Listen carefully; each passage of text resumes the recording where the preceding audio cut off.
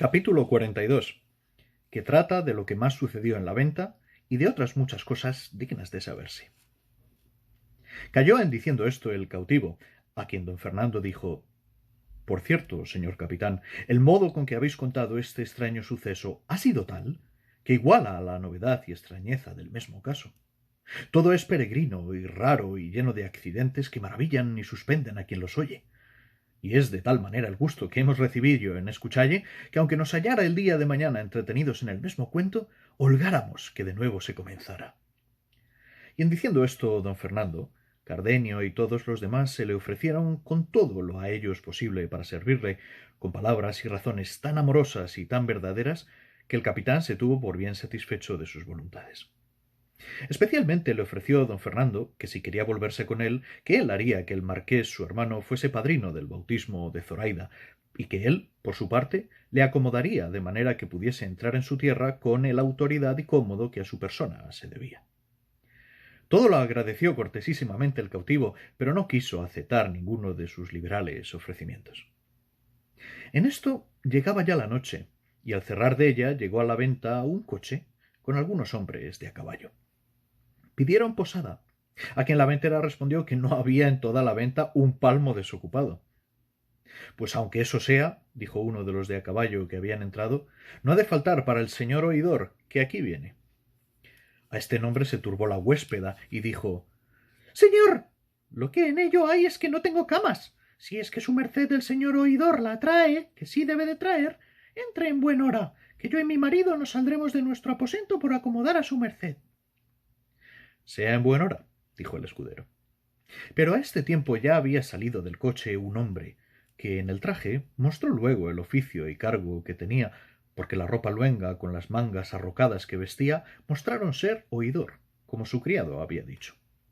Traía de la mano a una doncella, al parecer de hasta 16 años, vestida de camino, tan bizarra, tan hermosa y tan gallarda, que a todos puso en admiración su vista, de suerte que, a no haber visto a Dorotea y a Luscinda y Zoraida, que en la venta estaban, creyeran que otra tal hermosura como la de esta doncella difícilmente pudiera hallarse.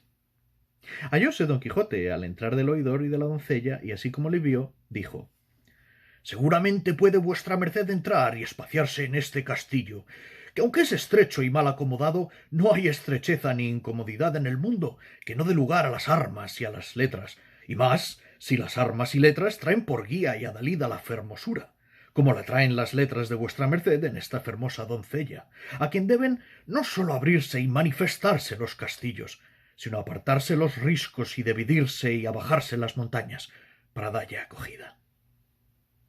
Entre vuestra merced, digo, en este paraíso, que aquí hallará estrellas y soles que acompañen el cielo que vuestra merced trae consigo. Aquí hallará las armas en su punto y la hermosura en su extremo. Admirado quedó el oidor del razonamiento de don Quijote, a quien se puso a mirar muy de propósito, y no menos le admiraba su talle que sus palabras, y sin hallar ningunas con que respondelle, se tornó a admirar de nuevo cuando vio delante de sí a Luscinda, Dorotea y a Zoraida, que a las nuevas de los nuevos huéspedes y a las que la ventera les había dado de la hermosura de la doncella, habían venido a verla y a recibirla. Pero don Fernando, Cardenio y el cura le hicieron más llanos y más cortesanos ofrecimientos. En efecto, el señor oidor entró confuso, así de lo que veía como de lo que escuchaba, y las hermosas de la venta dieron la bien llegada a la hermosa doncella. En resolución, bien echó de ver el oidor que era gente principal toda la que allí estaba, pero el talle, visaje y la postura de don Quijote le desatinaba. Y habiendo pasado entre todos corteses ofrecimientos y tanteado la comodidad de la venta, se ordenó lo que antes estaba ordenado, que todas las mujeres entrasen en el camaranchón ya referido y que los hombres se quedasen fuera, como en su guarda. Y así fue contento el oidor que su hija, que era la doncella, se fuese con aquellas señoras, lo que ella hizo de muy buena gana. Y con parte de la estrecha cama del ventero y con la mitad de la que el oidor traía, se acomodaron aquella noche mejor de lo que pensaban. El cautivo, que desde el punto que vio al oidor le dio saltos el corazón y barruntos de que aquel era su hermano, preguntó a uno de los criados que con él venían que cómo se llamaba y si sabía de qué tierra era. El criado le respondió que se llamaba el licenciado Juan Pérez de Viedma, y que había oído decir que era de un lugar de las montañas de León. Con esta relación, y con lo que él había visto, se acabó de confirmar de que aquel era su hermano, que había seguido las letras. Por consejo de su padre, y alborozado y contento, llamando aparte a don Fernando, a Cardenio y al cura, les contó lo que pasaba, certificándoles que aquel oidor era su hermano. Habíale dicho también el criado cómo iba proveído por oidor a las Indias, en la audiencia de México. Supo también cómo aquella doncella era su hija, de cuyo parto había muerto su madre, y que él había quedado muy rico con el dote que con la hija se le quedó en casa. Pidióles consejo qué modo tendría para descubrirse o para conocer primero si, después de descubierto, su hermano, por verle pobre, se afrentaba o le recibía con buenas entrañas. Déjese a mí hacer la experiencia, dijo el cura. Cuanto más que no hay pensar, sino que vos, señor capitán, seréis muy bien recibido, porque el valor y prudencia que en su buen parecer descubre vuestro hermano no da indicios de ser arrogante ni desconocido, ni que no ha de saber poner los casos de la fortuna en su punto. Con todo eso, dijo el capitán, yo querría no de improviso, sino por rodeos dármele a conocer. Ya os digo, respondió el cura, que yo lo trazaré de modo que todos quedemos satisfechos. Ya en esto estaba aderezada la cena, y todos se sentaron a la mesa, excepto el cautivo y las señoras, que cenaron de por sí en su aposento. En la mitad de la cena, dijo el cura. Del mismo nombre de vuestra merced, señor oidor, tuve yo una camarada en Constantinopla, donde estuve cautivo algunos años, la cual camarada era uno de los valientes soldados y capitanes que había en toda la infantería española, pero tanto cuanto tenía de esforzado y valeroso, tenía de desdichado. ¿Y cómo se llamaba ese capitán, señor mío? Preguntó el oidor. Llamábase, respondió el cura, Ruy Pérez de Viedma, y era natural de un lugar de las montañas de León, el cual me contó un caso que a su padre con sus hermanos le había sucedido, que, a no contármelo un hombre tan verdadero como él, lo tuviera por conseja de aquellas que las viejas cuentan el invierno al fuego, porque me dijo que su padre había dividido su hacienda entre 3 hijos que tenía, y le había dado ciertos consejos mejores que los de Catón. Y sé yo decir que el que él escogió de venir a la guerra le había sucedido tan bien que en pocos años, por su valor y esfuerzo, sin otro brazo que el de su mucha virtud, subió a ser capitán de infantería y a verse en camino y predicamento de ser presto maestre de campo. Pero fuele la fortuna contraria, pues donde la pudiera esperar y tener buena, allí la perdió, con perder la libertad en la felicísima jornada donde tantos la cobraron, que fue en la batalla de Lepanto.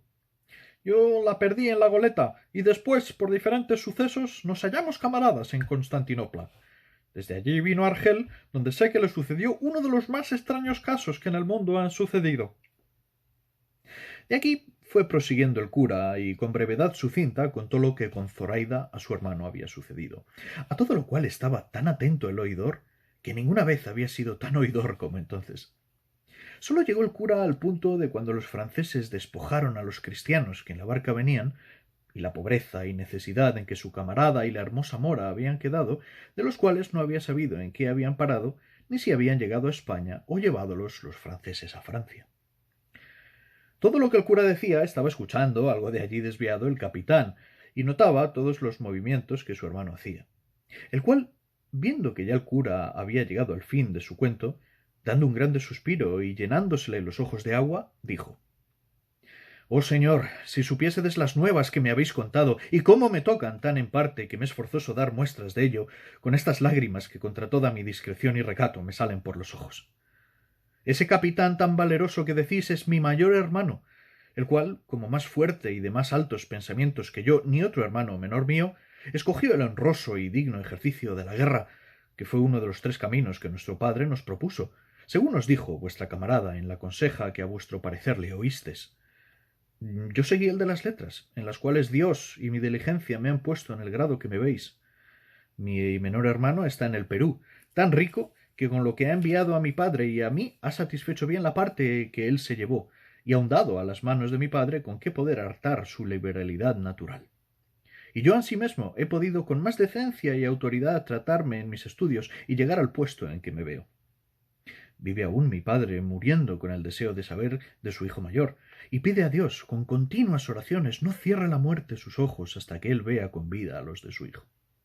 Del cual me maravillo, siendo tan discreto, cómo en tantos trabajos y aflicciones o prósperos sucesos se haya descuidado de dar noticia de sí a su padre, que si él lo supiera, o alguno de nosotros, no tuviera necesidad de aguardar al milagro de la caña para alcanzar su rescate. Pero de lo que yo agora me temo es de pensar si aquellos franceses le habrán dado libertad o le habrán muerto por encubrir su hurto. Esto todo será que yo prosiga mi viaje no con aquel contento con que le comencé, sino con toda melancolía y tristeza. Oh, buen hermano mío, ¿y quién supiera agora dónde estabas? Que yo te fuera a buscar y a librar de tus trabajos, aunque fuera a costa de los míos. Oh, ¿quién llevara nuevas a nuestro viejo padre de que tenías vida, aunque estuvieras en las mazmorras más escondidas de Berbería, que de allí te sacaran sus riquezas, las de mi hermano y las mías? Oh, Zoraida, hermosa y liberal, ¿quién pudiera pagar el bien que a mi hermano hiciste? ¿Quién pudiera hallarse al renacer de tu alma y a las bodas que tanto gusto a todos nos dieran? Estas y otras semejantes palabras decía el oidor, lleno de tanta compasión con las nuevas que de su hermano le habían dado, que todos los que le oían le acompañaban en dar muestras del sentimiento que tenían de su lástima.